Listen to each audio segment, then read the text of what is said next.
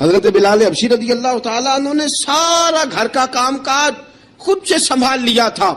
ایک دن غائب ہو گئے حضرت بلال اذان دے کے, فجر کی اذان دے کے. ایک دن فجر کی اذان دے کے غائب نہیں ہونا چاہیے. کیا خیال ہے آپ کا؟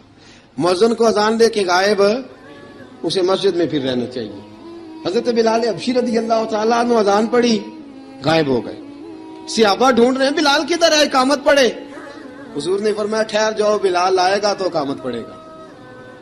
بلال آئے گا تو جلدی نہ کیا کرو مسجد میں. اگر 2-4 منٹ کبھی دیر ہو جائے نا نماز میں تو جلدی کوئی بات نہیں, اللہ کے گھر ہی آئے ہو نا, جلدی نہ مچایا کرو. اللہ کا گھر ہے, رحمت والی جگہ ہے. حضور نے فرمایا بلال آئے گا تو اذان پڑھے گا. اب سب صحابہ خاموش ہیں کہ بلال جاتا نہیں, کام بھی اس کا کوئی ایسا نہیں. حضرت بلال دوڑے آئے, جلدی دوڑے آئے.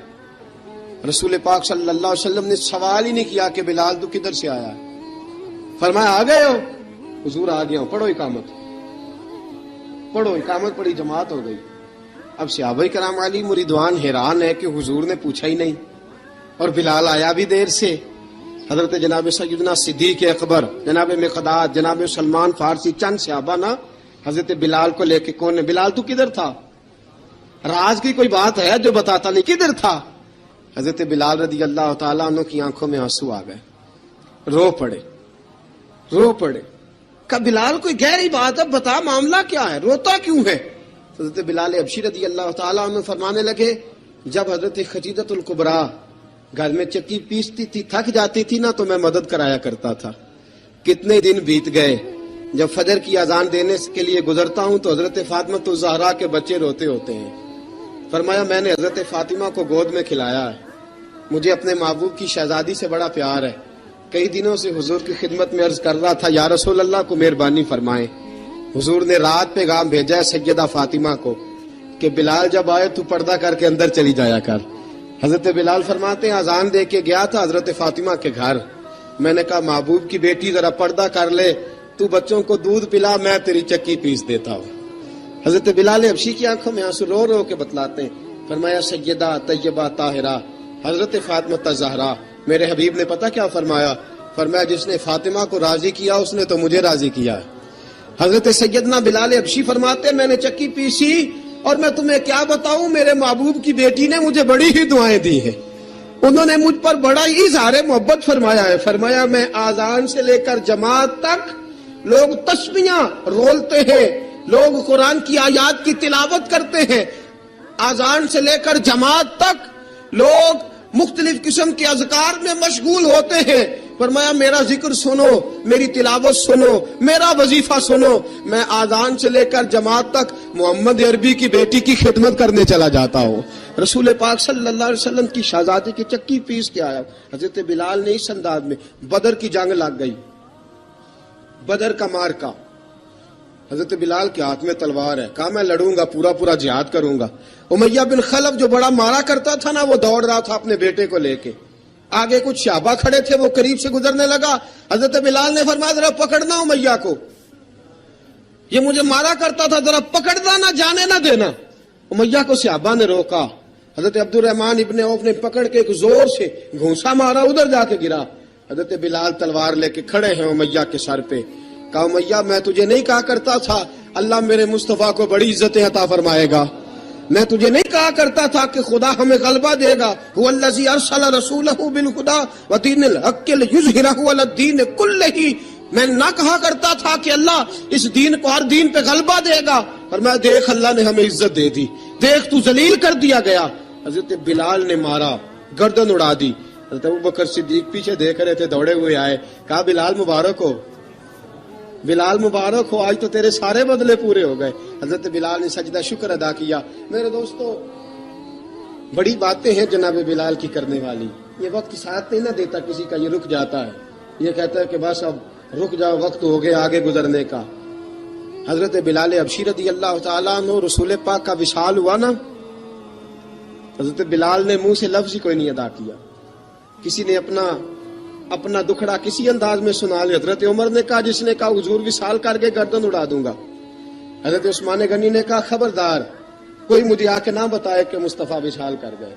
حضرت علی المرتضیٰ رضی اللہ تعالیٰ عنہ نے فرمایا نہ بھائی میرے مصطفیٰ پر تو موت آتی نہیں جس طرح عام لوگوں پہ. سب لوگوں نے اپنے اپنے اظہار کر لیے نا. بلال نے کسی کو دکھ بتایا ہی نہیں. ایک کونے میں بیٹھ کے نا حضرت بلال اکیلے آنسو بہاتے رہے, کسی کو بتایا ہی نہیں, اکیلے روئے. ایک شخص کہنے لگا یار بلال بولتا نہیں. کہا نہ بلاؤ اسے. عصر کی نماز کا وقت ہوا نا تو وہ بلال جو کعبے کی چھت پہ بغیر سیڑھیوں کے چڑھ گیا تھا, وہ بلال جو کعبے کی چھت پہ بغیر کسی سہارے کے چڑھ گیا تھا, اس بلال کو کہا کہ بلال چڑھ ذرا آذان پڑھ مسجد کی چھت پہ چڑھ جا. حضرت بلال کئی بار چڑھے اور کئی بار گرے, کئی بار چڑھے اور کئی بار گرے. حضرت بلال حبشی رضی اللہ تعالیٰ نے آواز دی, کہا سلمان میری مدد کرنا, میری مدد کرنا, اب مجھ سے چڑھا نہیں جاتا, اب مجھ سے جایا نہیں جاتا. جناب سلمان فارسی نے بھی سوال نہیں پوچھا کہ بلال تو بیمار ہے, یہ نہیں پوچھا. حضرت بلال کو 2-4 صحابہ نے اٹھایا, چھت پہ پہنچایا. بلال نے اذان شروع کی. جب کہا نا اللہ اکبر اللہ اکبر, وہ آواز جس میں بڑا سوز ہوتا تھا, بڑی درد, بڑی بلندی ہوتی تھی, بڑا جوش خروش ہوتا تھا, آج وہ آواز دب گئی. جب بلال نے کہا نا اشہد ان لا الہ الا اللہ, حضرت بلال رضی اللہ تعالیٰ عنہ نے تھوڑی دیر روک کے سانس لیا. جب کہا نا اشہد ان محمد الرسول اللہ, جو سارے چپ کھڑے تھے نا ان میں سے ایک بابا رو پڑا, جس کا نام ابو بکر صدیق تھا.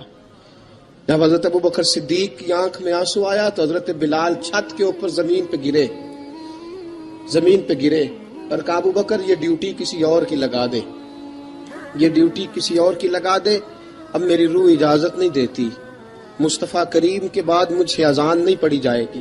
آپ نے واقعہ سن رکھا ہے کہ ایک بار صحابہ نے بلایا, دوبارہ آئے, حضور خواب میں ملے, کہا بلال تو آتا کیوں نہیں.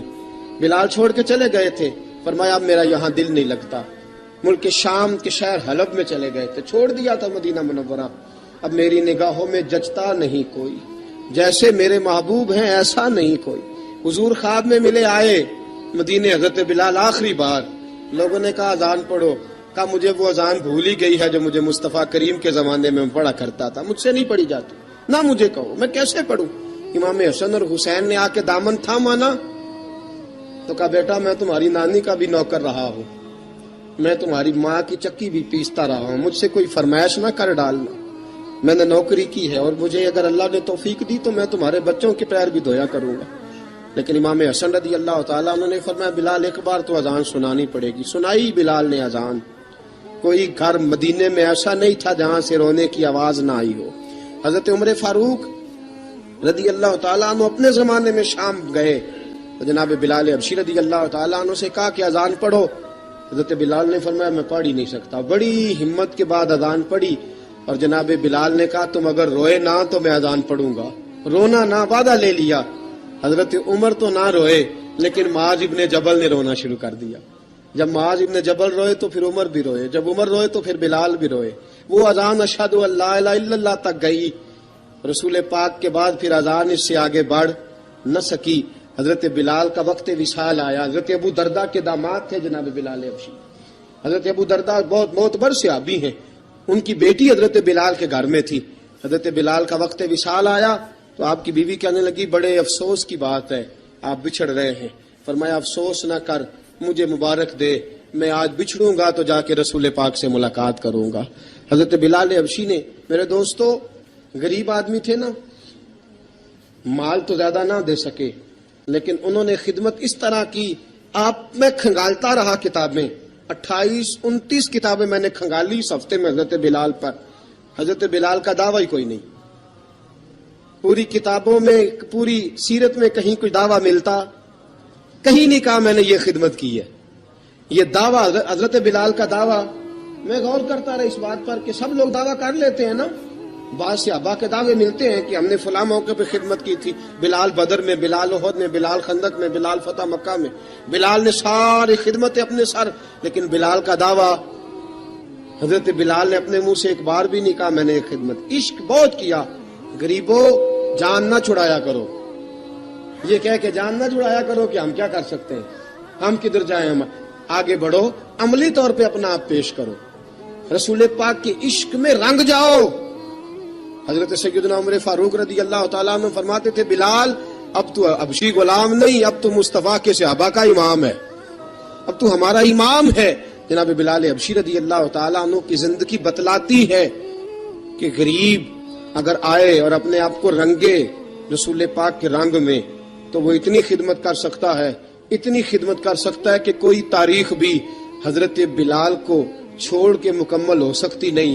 کوئی بھی تذکرہ جناب بلال کو چھوڑ کے صحابہ کے تذکرے مکمل ہو سکتے نہیں. اور جہاں جہاں بھی عشق کی داستان لکھی جائے گی پہلے بلال کا نام لکھا جائے گا، پھر بات آگے بڑھے گی. اللہ ہمیں بھی حضرت بلال کے عشق کا قطرہ نصیب کرے، ہمیشہ مدحت خیر الانام میں گزرے. دعا ہے یہ عمر درود و سلام میں گزرے. وآخر دعوانا دے کے حضور آکھن منگتے دی خیر ہووے، دے کے حضور آکھن منگتے دی خیر ہووے. منگتا کبے سخی دے، منگتا کبے سخی دے، بوہے دی خیر ہووے. دے کے حضور آکھن منگتے دی خیر ہووے، دے کے حضور آکھن. اور جنت بڑی جگہ لگیا جڑی جگہ تے، جنت بڑی جگہ